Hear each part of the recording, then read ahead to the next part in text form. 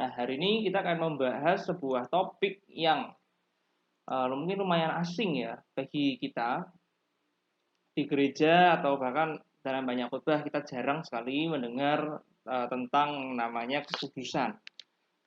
Nah, kita lebih senang, seringkali kita lebih senang kalau kita membahas mengenai mujizat misalnya, atau kelepasan, atau financial freedom, atau penyembuhan, atau yang lain. Nah, kita seringkali agak anti dengan yang namanya kekudusan. Padahal kekudusan adalah salah satu topik yang sangat penting di dalam kekristenan dan di dalam Injil. Tanpa kekudusan, tentu yang kita pahami akan tidak lengkap mengenai kekristenan dan mengenai Injil. Bahkan kitab Ibrani pun mengatakan bahwa tanpa kekudusan, tidak seorang pun akan melihat Allah. Dan sebelum kita lebih lanjut, kita akan membaca teks kita hari ini dari 1 Tesalonika 4 ayat 3, lalu skip ke ayat 7 sampai 8. Beginilah firman Tuhan, karena inilah kehendak Allah, pengudusanmu. Allah memanggil kita bukan untuk melakukan apa yang cemar, melainkan apa yang kudus. Karena itu siapa yang menolak ini, bukanlah menolak manusia, melainkan menolak Allah yang telah memberikan juga rohnya yang kudus kepada kamu. Sebelum berbicara lebih lanjut, aku akan mulai dengan sebuah kutipan dari buku seorang bishop di Liverpool, abad ke-18 sampai 19, bernama J.C. Ryle. Nah, di dalam bukunya Holiness, Its Nature, Hindrances, Difficulties, and Roots, dia menuliskan, there are three things which according to the Bible are absolutely necessary to the salvation of every man and woman in Christendom. These three are justification, regeneration, and sanctification.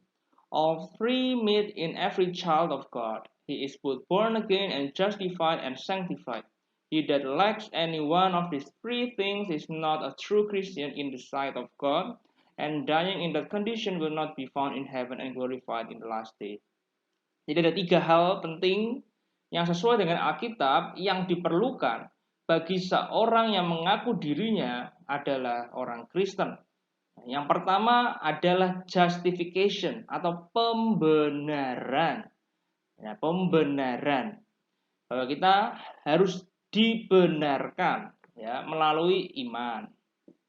Iman yang benar, bukan hanya iman yang besar, tetapi iman yang benar. Iman yang benar jauh lebih penting daripada iman yang besar. Yang kedua adalah regeneration atau kelahiran baru, di mana kita yang sudah mati dihidupkan dalam manusia rohnya oleh Roh Kudus, yang ditandai dengan pertobatan. Bahwa yang kita ingini tidak lagi full mengenai dosa dan sebagainya, walaupun kita masih hidup di tengah dunia yang penuh dengan dosa. Tapi kecenderungan hati kita sudah mulai diubah oleh Roh Kudus dan kuasa Injil dari dalam keluar. Itu namanya regeneration. Dan yang terakhir adalah sanctification atau pengudusan. Nah, jadi pengudusan ini juga dilakukan secara bersama antara Allah Roh Kudus dengan kita. Bukan 50-50, tetapi ada peran Allah secara penuh di dalam hidup kita dan juga ada tanggung jawab kita secara full sebagai orang percaya. Jadi orang percaya pun juga harus bertanggung jawab bahwa misalkan Paulus pun mengatakan, kerjakan keselamatanmu, sudah diselamatkan tapi masih diminta untuk mengerjakan. Ya, tapi ayat berikutnya dia mengatakan, karena Allah lah yang mengerjakan di dalam kamu. Jadi kita diminta untuk mengerjakan, tapi di sisi lain Allah lah yang akan mengerjakan di dalam kamu. Tetapi tidak 50-50. Karena kalau 50-50 nanti ketika kita masuk surga kita akan menyombongkan. Ya kan? Aku sudah melakukan A, sudah melakukan B, maka ya pantaslah aku menerima surga. Surga bukan sebuah reward bagi orang yang melakukan kebaikan. Ya, tapi surga nanti kita akan belajar itu juga, bahwa surga adalah tempat untuk orang yang mengasihi Allah. Jadi kalau kita masuk surga nanti itu semua karena anugerah Tuhan, bukan karena usaha kita. Ya, jadi dalam hidup seorang Kristen harus ada 3 hal ini minimal ya. Yang pertama adalah pembenaran oleh iman. Yang kedua, lahir baru. Dalam Yohanes 3 Tuhan Yesus berkata kepada Nikodemus bahwa orang yang tidak dilahirkan kembali tidak bisa masuk kerajaan Allah. Dan yang ketiga adalah pengudusan. Nanti ditandai dengan hidup dalam kekudusan. Kita telah melihat dalam 2 minggu sebelumnya bahwa iman dan pertobatan adalah 2 sisi uang koin yang tidak bisa dipisahkan. Tapi kita harus sadar bahwa keduanya tidak bisa berdiri sendiri. Karena keduanya, iman dan pertobatan itu melekat pada yang namanya kekudusan. Kita telah melihat bahwa iman yang benar pasti mengalirkan perbuatan yang benar, yaitu pertobatan. Tetapi kita juga sudah pernah membahas bahwa Injil itu tidak mengubah orang jahat jadi baik, tetapi Injil itu membuat orang lebih dari sekedar baik, yaitu menjadi kudus. Makanya tidak mengherankan kalau kita mendengar pesan Injil.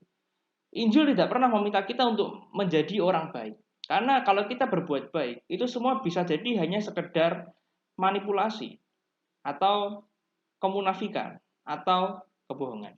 Jadi apa yang kita tampilkan saat kita berbuat baik bisa jadi adalah sebuah kemunafikan. Karena hati kita tidak melakukan yang benar. Makanya minggu lalu kita mengatakan bahwa pertobatan yang diminta itu bukan hanya sekedar ritualistik repentance, yang kita sudah bahas minggu lalu ya, bahwa dengan mempersembahkan korban, berpuasa, meratap, dan sebagainya. Itu semua baik. Tetapi kita harus melihat lagi bahwa bisa jadi kita seperti orang Israel atau seperti orang Farisi, yang mana mereka melakukan hal itu semua, tapi hati mereka tidak berubah. Hati mereka berbeda dengan apa yang mereka tunjukkan. Yaitu namanya kemunafikan. Bahkan ketika kita bahas minggu lalu bahwa pertobatan yang sebenarnya adalah prophetic repentance, di mana para nabi itu berteriak meminta kepada orang Israel untuk bertobat. Yang bertobat, kalau kamu berkabung atas dosamu, bukan hanya kamu berkabung dari mengoyakkan pakaianmu, tapi koyakkanlah hatimu. Karena pertobatan itu bukan hanya sekedar cover di luar, tapi harus dari dalam hati. Ya, sebagai seorang Kristen kita harus memahami diagram ini ya. Aku sudah pernah menunjukkan sebenarnya, tapi aku ingin menunjukkan lagi dan kita belajar lagi.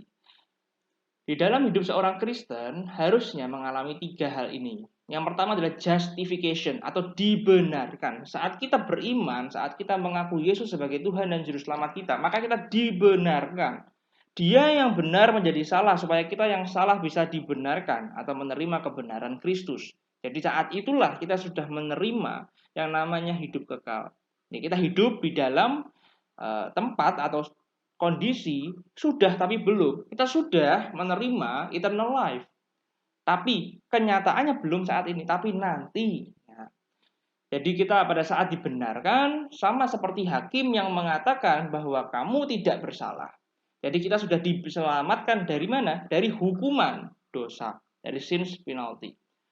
Nah, dari situ selain dibenarkan, ada juga yang kedua, yaitu namanya di dalam itu ya, ada proses nextnya, ada yang namanya regeneration, yang tadi disebutkan oleh J.C. Ryle.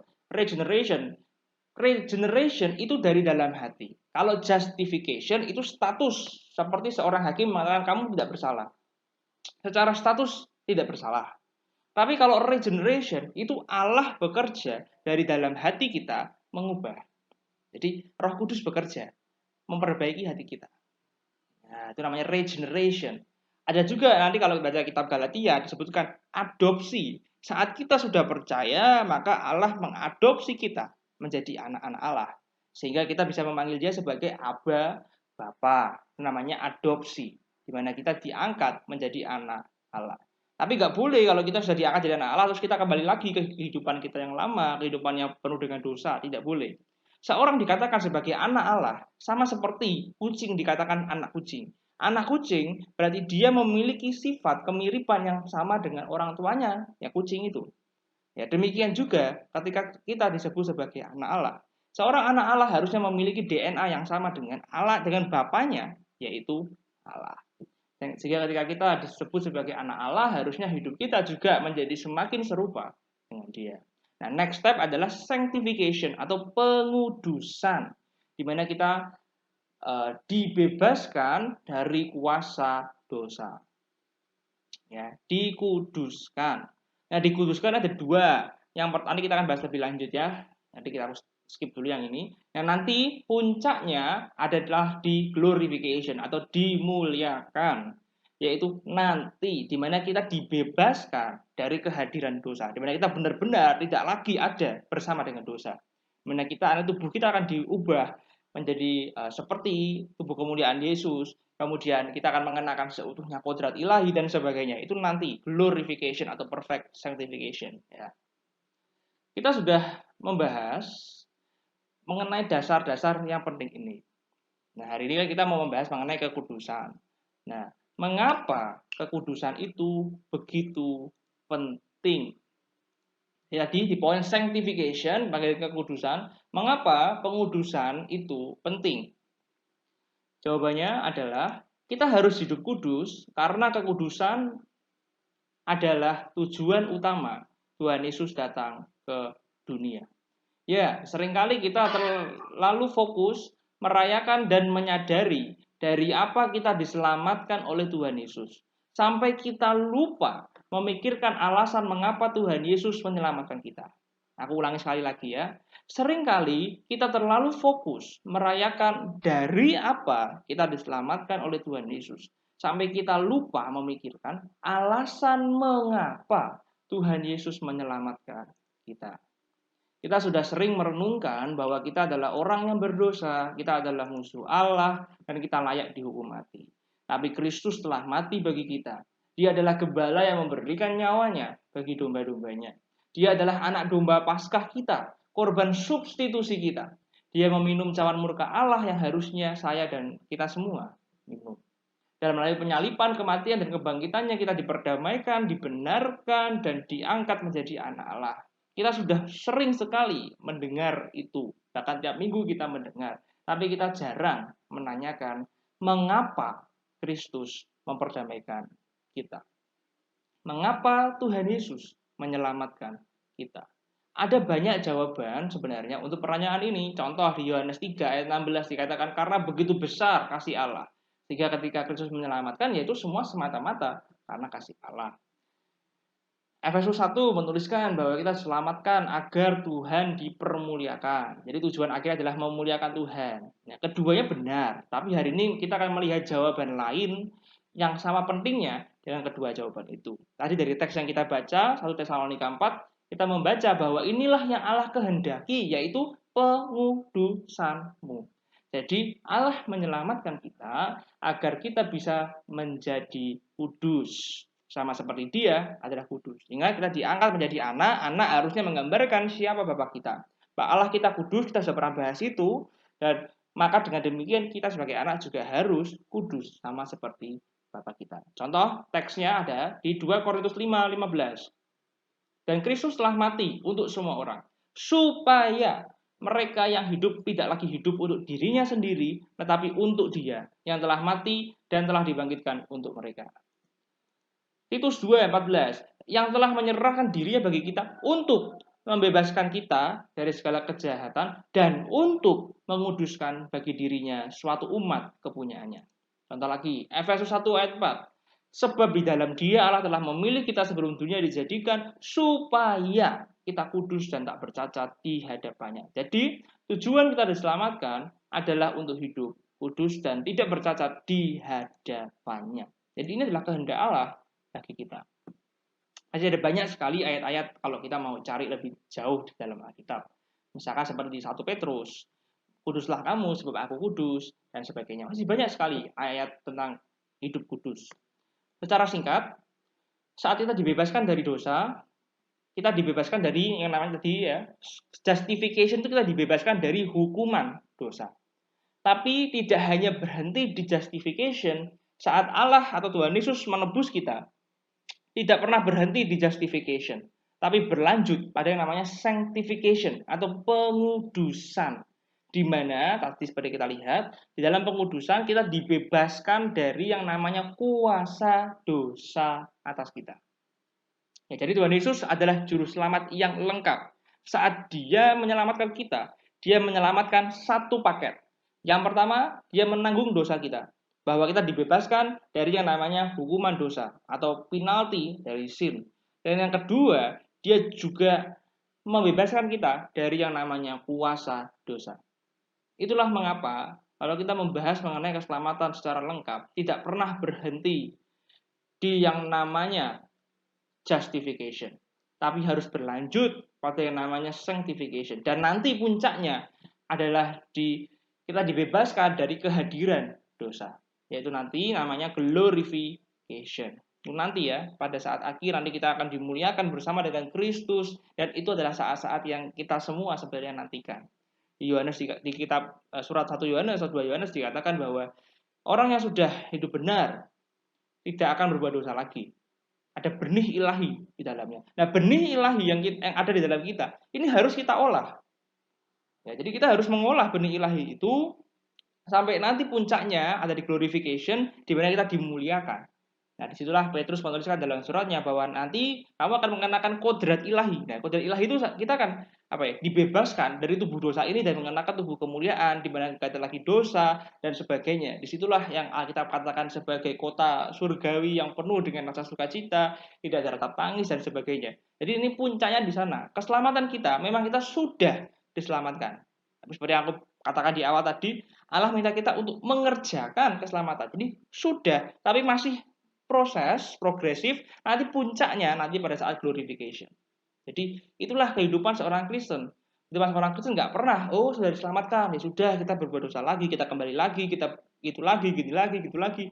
Enggak. Jadi seorang Kristen adalah hidup yang terus naik. Mungkin memang kita pastilah kita akan mengalami naik turun lagi dalam hidup kita. Ya, jadi kalau kita sudah selamatkan, kita dipersatukan dengan Kristus, memang kita bisa jatuh lagi dalam dosa. Makanya hidup seorang Kristen adalah hidup yang penuh dengan pertobatan. Setiap hari kita bertobat. Jadi kita dalam dosa, kembali lagi, naik turun, tapi diagramnya selalu akan uptrend, akan selalu naik. Nggak pernah sideways atau downtrend, nggak pernah. Hidup seorang Kristen harusnya naik terus. Memang ada jatuhnya, tapi naik terus. Ya. Jadi itu adalah hidup seorang Kristen. Jadi saat Allah menghidupkan kita dari kondisi kita yang namanya sanctification tadi dan regeneration, maka harusnya dari dalam diri kita yang kita hasilkan setiap hari itu adalah buah-buah pertobatan atau yang disebut dengan buah-buah kekudusan. Jadi memang agak sulit ya untuk melihat itu secara cepat, tapi slowly itu pasti akan kelihatan. Akan ada perubahan. Dulu begini, sekarang enggak, semakin naik, pelan-pelan gitu kan, dan seterusnya. Jadi kekudusan adalah buah dari sanctification, bukan akar dari keselamatan kita. Ingat bahwa kekudusan bukan jalan untuk mencapai Kristus, tetapi Kristus adalah jalan untuk mencapai kekudusan. Kita diselamatkan hanya karena kasih karunia Allah, bukan karena kekudusan kita. Ya, kebenaran kita, kekudusan kita, sehebat apapun kita berusaha, tidak bisa yang namanya menyelamatkan kita. Bahwa kita selamatkan hanya semata-mata karena kasih karunia Allah melalui iman. Tidak bisa lewat yang lain. Bukan kasih karunia plus kudusan, kasih karunia plus perbuatan baik. No. Hanya semata-mata karena grace alone, in faith alone. Tetapi pasti akan menghasilkan buah pertobatan, buah kekudusan. Itu pasti. Saat kekudusan tidak bisa membawa kita kepada Kristus, karena kita semua adalah manusia berdosa. Tapi saat kita menerima hidup kekal yang diberikan oleh Tuhan Yesus itu, maka kita akan berjalan pelan-pelan menuju yang namanya kekudusan. Karena apa? Karena Allah Roh Kudus ada bersama dengan kita. Dia membimbing kita dari hari ke hari. Nah, perlu kita ketahui bahwa saat kita diselamatkan, kita menerima tadi yang namanya sanctification atau yang namanya pengudusan. Nah, tadi aku ingin mengatakan bahwa pengudusan itu ada dua.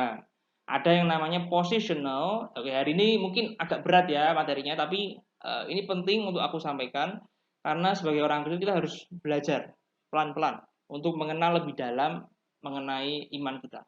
Ya, jadi hari ini mungkin agak berat untuk kita terima, tetapi nanti kalau ya kita nanti bisa dilihat lagi atau kalau kurang jelas bisa ditanyakan dan sebagainya. Oke, kita kembali lagi bahwa pengudusan itu ada dua. Yang pertama namanya positional sanctification atau kalau orang seringkali bilang positional atau definitive sanctification sama aja. Jadi artinya apa? Saat Kristus sudah menyelamatkan kita, maka ada pertukaran tadi. Nah, dia yang kudus menjadi dosa, mengenal dosa. Maksudnya itu yang tidak mengenal dosa harus menerima dosa kita ditimpakan kepada dia. Supaya kita yang berdosa bisa menerima namanya kekudusan Allah. Jadi secara posisi kita sudah dikuduskan. Di Ibrani 10 dikatakan, dan karena kehendaknya inilah kita telah dikuduskan satu kali untuk selamanya oleh persembahan tubuh Yesus Kristus. Jadi kita oleh korban Kristus langsung secara posisi sudah kudus. Tetapi tidak hanya berhenti di positional. Nah, ini seringkali orang salah. Sudah menerima di situ lalu berhenti. Lalu kalau kita berbuat dosa lagi ya is oke lah, kita kan orang kudus. No. Ya. Jadi kalau memahami itu harus satu set, tidak boleh setengah-setengah. Jadi memang secara posisi sudah, tetapi tidak berhenti di situ. Ada yang namanya progressive sanctification atau pengudusan secara progresif dari hari ke hari. Dalam Kristus, orang percaya sudah menerima positional sanctification dituntut untuk bertumbuh di dalam proses pengudusan yang berlangsung seumur hidup kita. Sampai nanti kita mati. Itulah yang disebut dengan namanya sekolah iman, sekolah kehidupan, dan sebagainya. Ya, kita terus belajar, terus bertumbuh di dalam pengudusan sampai nanti puncaknya ya kalau kita sudah mati. Hal ini ditandai dengan misalkan pertama iman kita bertambah atau iman kita bertumbuh. Kedua, kita secara korporat berkomunitas, membangun gereja. Yang ketiga, mengenal Kristus lebih dalam. Yang keempat, meningkat secara kasih kita. Jadi kasih kita tuh meningkat. Kemudian bertumbuh di dalam kasih karunia, hidup lebih mengandalkan kepada kasih karunia, bukan lagi pada diri kita. Kemudian dan sebagainya, ada banyak hal kalau kita membahas tentang itu. Jadi ini adalah kehidupan kita pelan-pelan ya, bertumbuh itu pelan-pelan, tidak pernah secara instan, tapi pelan-pelan, step by step. Karena Tuhan dari hari ke hari, slowly, tapi pasti, pelan tapi pasti. Oke. Kita sudah membahas yang pertama, mengapa kekudusan. Nah, yang kedua yang akan kita bahas hari ini adalah seperti apa kekudusan. Nah, aku akan mulai dengan yang bukan kekudusan dulu ya. Nanti yang kedua aku akan bahas seperti apa sih yang namanya kekudusan. Jadi yang bukan dulu. Yang bukan, nomor satu. Pengudusan itu bukan hanya sekedar mengikuti peraturan atau kembali lagi ke hukum Taurat. No. Ya.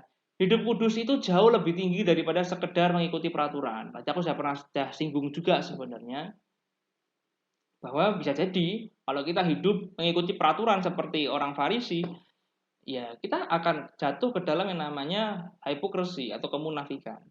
Jadi kekudusan itu dimulai dari dalam hati ya, dari hati keluar, dari dalam keluar, always inside out, dari dalam keluar. Kita hanya melakukan peraturan, tapi hati kita kosong, nggak ada perubahan, nggak ada kemauan dan kehendak, itu sama aja bohong. Nah, yang kedua, bukan sekedar menjadi orang baik. Nah, ini yang seringkali orang salah ya. Memang hidup itu hidup dalam kekudusan itu tidak sekedar mengikuti peraturan yang pada akhirnya menjadikan kita orang baik. Tapi Tuhan Yesus berkata, Tuhan Yesus nggak pernah bilang nggak usah ikuti peraturan. No, Tuhan Yesus berkata jika kamu mengasihi aku, kamu akan menuruti segala perintahku. Nah, tetapi saat kita mengikuti perintah Tuhan, bukan supaya kita diselamatkan, tapi karena sudah diselamatkan. Nah, ketika nanti kita menaati perintah Tuhan, pada akhirnya menjadi yang tanda kutip orang baik dalam perilaku, maka itu bukan sampai di situ saja yang namanya kekudusan. Ya, kita bisa berbuat baik, kita memberi sedekah, kita memberi bantuan kepada orang lain, tapi hati kita kan tidak baik. Ya, jadi lagi-lagi bukan tentang apa yang kelihatan, tapi dari dalam hati. Itulah yang membedakan Injil dengan agama-agama. Agama bilang jadilah baik, tapi Injil bilang bukan hanya baik, tapi jadilah kudus. Kudus itu dari seluruh tubuhmu, bukan dalamnya bosok, luarnya bagus, no. Tapi dari dalam keluar, semua kudus. Itulah yang namanya kekudusan. Dan yang ketiga, hidup dalam kekudusan itu bukan sesuatu yang menyedihkan. Kalau kita membahas mengenai kekudusan, seringkali kita membahas mengenai para biarawan, biarawati yang hidup menyendiri gitu kan, di dalam monasteri atau biara-biara yang hidupnya menyedihkan. Enggak. Hidup dalam kekudusan itu bukan yang menyedihkan dalam konteks seperti itu. ya. Dan bukan hanya karena kita harus hidup kudus, tidak boleh ini, nggak boleh itu. Kita hidup di bawah tekanan Allah yang sangat kudus, Allah yang pemarah, Allah yang full dengan hukum, yang siap menghukum kita kapanpun, bukan itu. Nah, jadi kekudusan itu bukan kayak gitu ya. Nanti kita akan melihat habis ini bahwa kekudusan itu sebenarnya sesuatu yang harusnya itu menyenangkan, bukan sesuatu yang menyedihkan. Oke, aku next. Nah, ini kita akan bahas dari poin nomor 1 ini. Nah, kalau tadi kita sudah bahas nih, apa yang bukan kekudusan. Nah, sekarang kita akan masuk ke dalam poin berikutnya, yang adalah kekudusan. Cukup 2 poin. Yang pertama, kekudusan adalah memiliki pikiran Allah. Saat kita membaca Alkitab lebih jauh setiap hari, kita akan mengetahui apa yang Allah benci dan Allah sukai. Demikian juga saat kita hidup di dalam yang namanya kekudusan. Kita akan membenci apa yang Allah benci, yaitu dosa, tapi kita juga akan menyukai apa yang Allah sukai. Jadi kalau Allah suka ini, ya kita juga akan menyukainya. Karena kekudusan berbicara mengenai memiliki pikiran Allah. Jadi kita nggak akan lagi hidup dalam kesedihan, tapi justru hidup di dalam sukacita ilahi. Mengapa? Karena apa yang Allah sukai, itulah yang kita juga sukai. Jadi saat kita berkata bahwa satu-satunya yang kumiliki adalah Allah saja, maka apa yang menyenangkan hati Allah justru seharusnya menyenangkan hati kita. That's why surga bukan tempat untuk orang-orang yang berbuat baik, tapi surga adalah tempat untuk orang-orang yang dari dalam hati mengasihi Allah. Surga adalah tempat yang penuh dengan kasih Allah. Surga adalah tempat yang penuh dengan kekudusan Allah. Makanya kalau kita tidak suka kekudusan di dunia ini, bagaimana mungkin kita bisa betah di dalam surga yang kudus? Kalau kita tidak pernah hidup sebagai terang Allah, dan kita sering kali hidup di dalam kegelapan terus-menerus, maka bagaimana mungkin kita akan betah hidup di dalam surga yang penuh dengan terang Allah? Kalau kita hidup nggak pernah mau kepada kasih Allah, maka bagaimana mungkin kita bisa betah dalam surga yang penuh dengan kasih dan tidak ada kebencian? Ya, seringkali orang ngotot mau masuk surga, tapi dia benci kekudusan, dia benci kasih Allah, dia benci terang Allah. Maka pertanyaannya bagaimana dia bisa betah di surga? Hanya mereka yang suka pada kekudusan, hanya mereka yang suka pada hati Allah, pada kehendak Allah, apa yang Allah suka itulah yang aku sukai, yang akan betah di dalam kerajaan surga. Makanya ketika Allah memasukkan orang ke dalam neraka, itu adalah sesuatu yang baik sebenarnya. Saat orang itu tidak suka hidup di dalam bayang-bayang Allah, maka neraka adalah tempat di mana tidak ada Allah. Di mana Allah tidak akan lagi hadir, Allah nggak akan memberikan lagi kasihnya, Allah nggak akan lagi memberikan bantuannya. Kamu akan hidup tanpa Allah, seperti yang kamu mau gitu kan konteks. Jadi itulah surga. Jadi jangan sampai nanti kalau kita misalkan masuk surga terus kita nggak betah ya. Loh, tempatnya kok kayak gini, nggak sesuai dugaanku. Akhirnya terus nggak betah hidup di dalam surga. Ya gimana? Kita sudah bilang di surga itu full kekudusan. Nah kalau kamu nggak suka dengan kekudusan, ya bagaimana kita bisa betah di dalam namanya surga yang kudus? Nah poin yang terakhir, poin kedua, kekudusan adalah peperangan. Menjadi orang Kristen dan hidup di dalam kekudusan tidak pernah santai-santai. Alkitab nggak pernah mengajar kita untuk hidup leha-leha atau santai-santai. Tapi Alkitab justru berkata dengan keras bahwa hidup kita adalah perlawanan melawan daging, melawan dunia, dan melawan iblis. Nah, ini adalah 3 hal yang seringkali sebagai kontras dari Allah Tritunggal ya. Ada Allah Bapa, Anak, Roh Kudus. Dan ini kontrasnya, daging, dunia, dan iblis. Di Efesus 2 yang kita baca minggu lalu dikatakan jelas, kamu dahulu sudah mati karena pelanggaran-pelanggaran dan dosa-dosamu. Karena kamu mengikuti jalan dunia, yang satu dunia. Karena kamu mentaati penguasa kerajaan angkasa, yaitu roh yang sekarang sedang bekerja di antara orang-orang durhaka. Yang kedua, iblis. Kami hidup di dalam hawa nafsu daging dan menuruti kehendak daging dan pikiran kami yang jahat. Yang ketiga, daging. Ketiganya ini selalu bekerja bersama untuk menjatuhkan orang-orang percaya dan menjauhkan kita dari Allah. Nah, kita akan membahas yang pertama, fighting the flesh, perang melawan daging. Yang kedua nanti fighting the world, perang melawan dunia. Dan yang ketiga perang melawan iblis. Yang pertama adalah perang melawan daging. Seperti yang kita sudah bahas minggu lalu, walaupun kita sudah diselamatkan, kita masih mengenakan yang namanya tubuh dosa yang tentunya lemah terhadap dosa. Hati kita tidak akan pernah terbebas dari ketidaksempurnaan dunia ini. Tapi meskipun demikian Allah nggak pernah membiarkan kita untuk terus hidup di dalam dosa. Hidup kita harus terus-menerus mengikuti yang namanya kehendak Allah. Justru Tuhan Yesus berkata di dalam Matius 26, berjaga-jagalah dan berdoalah supaya kamu jangan jatuh ke dalam pencobaan. Roh memang penurut, tetapi daging lemah. Maka Alkitab mengatakan harus sangkal diri, pikul salib. Nah, contohnya adalah kesombongan. Orang itu seringkali ya, daging itu selalu muncul ya, nggak pernah mungkin hilang, besok muncul lagi. Jadi daging itu selalu seperti iblis ya, selalu mengintip. Kita mungkin merasa diri kita sudah baik, tapi saat itulah mungkin iblis akan muncul lagi. Pencobaan akan datang lagi. Contoh kesombongan ya. Kita seringkali menyombongkan diri kita. Ini loh, aku hebat. Nggak kayak kamu. Aku sudah A, kamu belum. Aku sudah sampai ke sini, kamu belum. Nah, kita kesombongan. Lalu ketika kita belajar mengenai Injil, kita mulai memperbaiki hati kita lagi. Tapi saat kita sudah merasa diri kita sudah baik, sudah nggak sombong itu lagi, kita akan muncul kesombongan yang baru lagi. Wah, sekarang aku sudah hebat ya, sudah nggak kayak dulu lagi. Jadi kesombongan itu muncul lagi. Saat itu kita harus mematikan lagi kesombongan kita. Nanti muncul lagi, harus dimatikan lagi. Makanya hidup itu harus selalu dalam pertobatan. Setiap hari itu harus kita mematikan terus. Karena apa? Karena daging itu akan terus melawan kita. Tuhan Yesus saja bilang, roh itu penurut, daging itu lemah.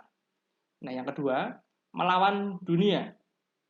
Dunia ini bisa berbicara mengenai misalkan materialisme, naturalisme, atau nafsu kita untuk hal-hal lain gitu kan. Nah, kita harus ingat bahwa Alkitab sering berbicara dengan keras bahwa kita nggak boleh hidup untuk dunia. Persahabatan dengan dunia adalah permusuhan melawan Allah. Dunia selalu menggoda kita untuk terus lari dari Allah. Entah itu dengan berbuat dosa atau mengalihkan fokus dari Allah kepada diri kita. Dunia ini bertolak belakang dengan Injil. Ya, jadi ada banyak sekali tawaran dunia ini nih yang seringkali menarik hati kita. Dunia berkata bahwa hanya ada 5 orang terpenting di dunia ini. I, me, my, mine, myself. Semua yang terpenting itu tentang aku. It's all about me, gitu kan? Yang terpenting adalah diri sendiri. Kita nggak perlu perhatiin orang lain. Yang penting diri kita ini hebat, diri kita ini sehat. Yang lain mau sakit mau apa terserah. Nah, dunia kan mengajarkan itu. Tapi Injil berkata yang terpenting adalah Allah, bukan kita. Kristus mati tidak hanya menebus kita, tapi banyak orang. Sehingga kita juga diminta untuk peduli dengan orang lain. Dunia mengajarkan self-love, cintailah diri kita. Bahkan ada lagunya kan, self-love, love yourself. Injil justru berkata, Allah ingin menyelamatkan kamu dari dirimu sendiri. Makanya Alkitab berkata, tanggalkan manusia lama, kenakan manusia baru, yang lama sudah berlalu, yang baru sudah datang. Dunia berkata, kamu harus menjadi dirimu sendiri, be yourself. Injil bilang, kamu harus menyangkal dirimu, matikan kedaginganmu. Paulus berkata, I die daily, aku mati terhadap dagingku setiap hari. Dunia berkata, believe in yourself, percayalah kepada dirimu. Saat kamu berkata A, itu akan terjadi. Katakan dengan keyakinanmu. Tapi justru Injil berkata, kamu adalah orang yang berdosa. Dan dosa itu seperti kanker yang terus menggerogoti hidup kita. Injil berkata, only believe in God alone. Hanya karena kasih karunia Allah. Dunia berkata bahwa kamu butuh yang namanya self-improvement, self-help. Kita harus menolong dan menyelamatkan diri kita. Kita bisa mengatasi setiap masalah hidup kita dengan kekuatan kita sendiri. Tapi Injil berkata, kamu tidak bisa menyelamatkan dirimu sendiri. Sebab hanya Kristuslah yang bisa menyelamatkanmu. Dunia berkata, banggalah pada dirimu sendiri. Tapi Injil berkata, kamu harus rendahkan dirimu sama seperti Kristus.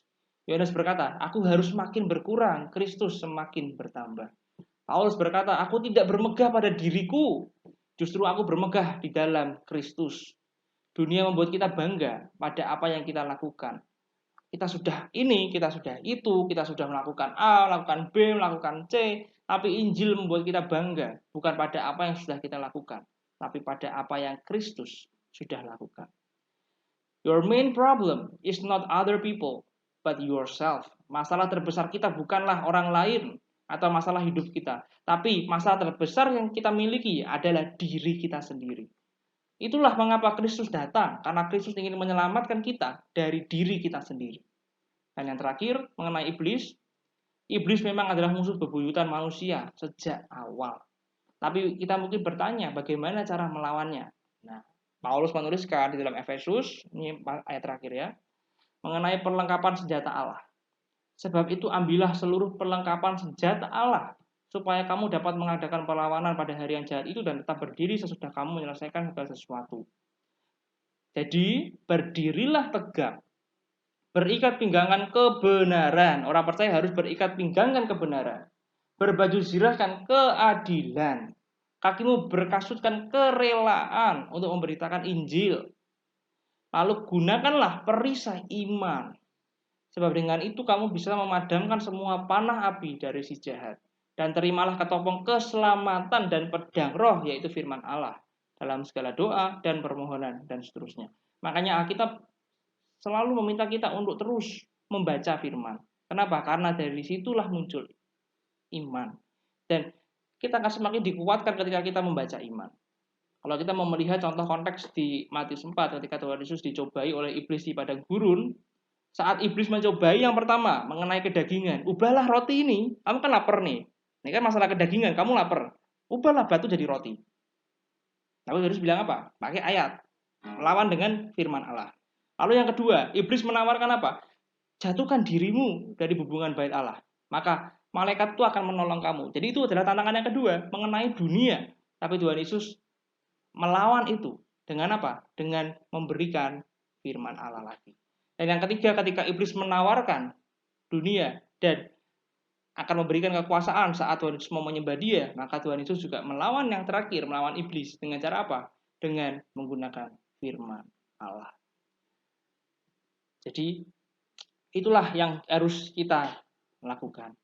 Nah, tapi kabar buruknya adalah bahwa kita tidak bisa melawan semua itu dengan kekuatan kita sendiri. Tapi Injil tidak pernah berhenti di kabar buruk. Kita masuk ke dalam yang namanya kabar baik bagi kita. Kabar baiknya adalah Kristus sudah mengalahkan semuanya itu dengan ketaatannya hingga di kayu salib, kematiannya, dan kebangkitannya.